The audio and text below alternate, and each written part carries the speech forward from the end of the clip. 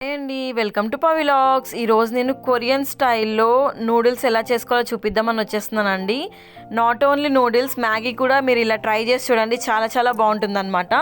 ఈరోజు నేను rice noodles use చేస్తున్నాను. ఇందులో ముందుగా ప్యాన్ పెట్టుకుని ఒక 1/2 టేబుల్ స్పూన్ దాకా ఆయిల్ యాడ్ చేసుకుని అందులో క్యారెట్స్ ఇలా పొడుగా కట్ చేసుకుని లైట్గా సాల్ట్ యాడ్ చేసి కుక్ చేసుకోవాలన్నమాట. లైట్గా కుక్ అయిన తర్వాత ఒక ప్లేట్లోకి సైడ్కి తీసుకోవాలి. సేమ్ మీ దగ్గర పన్నీర్ ఉంటే పన్నీర్ పీసెస్ని కూడా ఇలా పొడుగా కట్ చేసుకుని ఇలా రోస్ట్ చేసి పెట్టుకోవచ్చు. ఇప్పుడు నేను స్పినాచ్ తీసుకుంటున్నాను. స్పినాచ్ లీవ్స్ కొన్ని తీసుకుని లైట్గా రోస్ట్ అయిన తర్వాత ఒక ప్లేట్లోకి తీసుకోవాలండి.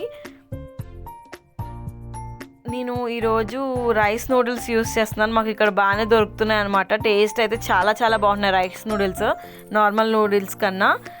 ఇప్పుడు అదే ప్యాన్లో ఒక వెల్లుల్లిపాయ రెబ్బ చిన్నగా చాప్ చేసి యాడ్ చేసుకుని రోస్ట్ అయిన తర్వాత 3 to 4 glasses of water add చేసుకోండి. ఎక్కువ వాటర్ తీసుకోవాలండి, ఎందుకంటే సూపీగా చాలా బాగుంటుంది టేస్ట్ అయితే. ఈ వాటర్ బాయిల్ అయ్యేటప్పుడు మనం రైస్ నూడిల్స్ని యాడ్ చేసుకోవాలన్నమాట. చూడ్డానికి ఇలా ఉంటాయి ఇవి, కానీ కుక్ అవ్వడానికి చాలా టైం తీసుకుంటాయండి. మనము మధ్యలో చూసుకుంటూ ఉండాలి. సాఫ్ట్గానే అయిపోతుంది తొందరగా, బట్ మీరు టచ్ చేసి చూసి మనం తింటే కనుక కొంచెం గట్టిగా ఉంటే టైం పడుతుంది అనమాట.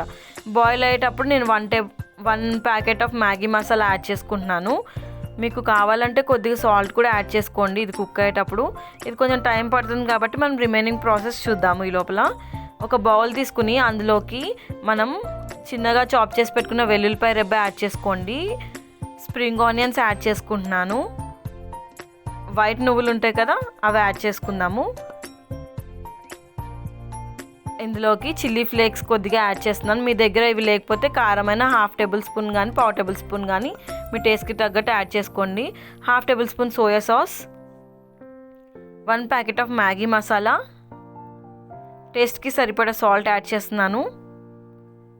And 1 table spoon of tomato ketchup add చేసి ఇందులో హాట్ ఆయిల్ కానీ లేదంటే ఇక్కడ నూడిల్స్ కుక్ చేసిన వాటర్ ఉన్నాయి కదా, అవి యాడ్ చేస్తున్నాను. ఒక 5 minutes పాటు పక్కన పెట్టుకుని రిమైనింగ్ నూడిల్స్ ఇంకా వాటర్ ఉన్నాయి కదా, అవన్నీ ఆ 5 minutes తర్వాత ఇందులోకి బౌల్లోకి ట్రాన్స్ఫర్ చేసుకోండి. ఇప్పుడు టాపింగ్స్ కింద నేను స్ప్రింగ్ ఆనియన్స్ మరియు ముందుగానే మనం రోస్ట్ చేసి పెట్టుకున్నాం కదండి క్యారెట్స్, స్పినాచ్, అవన్నీ పైన పెట్టుకుంటున్నాను. అలాగే ఆమ్లెట్ పైన పెట్టుకుని సర్వ్ చేసుకుంటున్నాను. టేస్ట్ అయితే సూపర్గా ఉంటుంది.